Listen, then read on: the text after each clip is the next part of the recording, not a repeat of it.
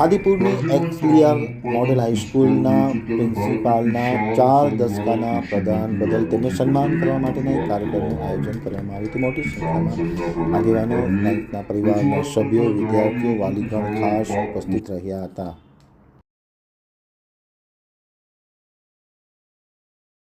હવે જોઈએ ગાંધીધામ આમતક ન્યૂઝ બ્યુરોનો એક વિસ્તૃત અહેવાલ. Lions Harshadhiren Mehta, principal, excelsior model high school Adipur ખાતે શિક્ષણ ક્ષેત્રે 40 વર્ષના અનન્ય યોગદાન બદલ તેમને શ્રેષ્ઠ પ્રિન્સિપાલના એવોર્ડથી સન્માનિત કરવા માટેના એક કાર્યક્રમમાં તેમને સન્માનિત કરવામાં આવ્યા હતા.